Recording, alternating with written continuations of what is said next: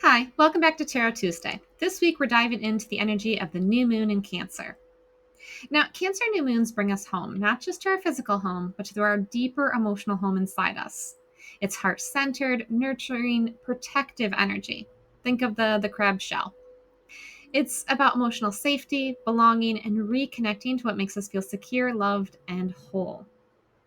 This new moon is a powerful time to set intentions around emotional healing, releasing old patterns of self protection that no longer serve us when that shell becomes a limitation and a barrier, softening the walls around the heart, allowing yourself to feel safe being vulnerable again, creating the kind of support system both inside yourself and around you that allows your true self to thrive. It's a beautiful time to reconnect with your inner child, your dreams, that deep knowing that you are safe to want what you want and worthy of receiving love, support, and abundance. So, the deck that I'm using today is the Wisdom of the Hidden Realms deck, which is funny because my inner child is laughing. It's my very first Oracle deck that I got when I was a teenager. So, the inner child in me is like, yay, this is fun. This is literally the deck I played with.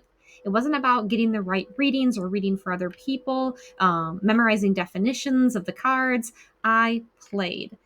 And so now when I do readings for other people, it still has that fun inner child energy of like, I'm just playing. So today I'm asking for anyone watching this video, how can you best nurture yourself, heal, and grow during this time? The very first card is the River Queen, which is hilarious since Cancer is a water energy and we got a water card. It talks about flow and letting go. Being in flow is not swimming against the current, trying to do it your way, resisting, thinking that you know better than spirit or the universe as to the events that are happening or why they are happening. It is about letting go with trust, with faith, with a deep knowing that everything is for your highest good, even if going down that river means you go over a waterfall.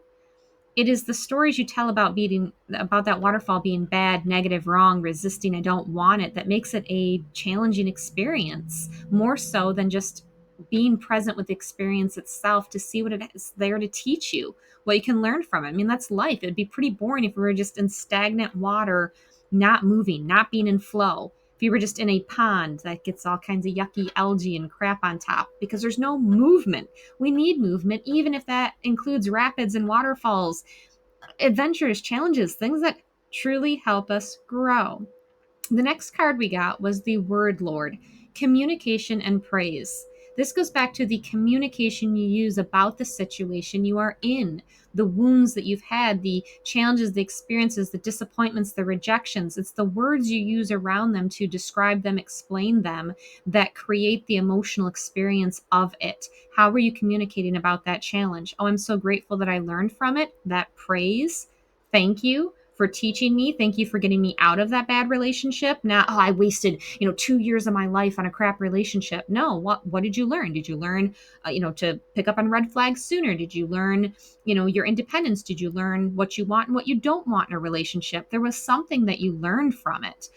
So giving praise to any situation instead of instantly just saying it's bad, it's wrong, it's wasted. There's always something there to learn. But it's also about letting it go when it is time to let it go.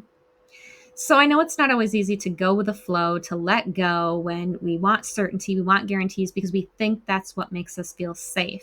So how do you do that? Well, the last card shows the Camel Boy, small steps and asking for help.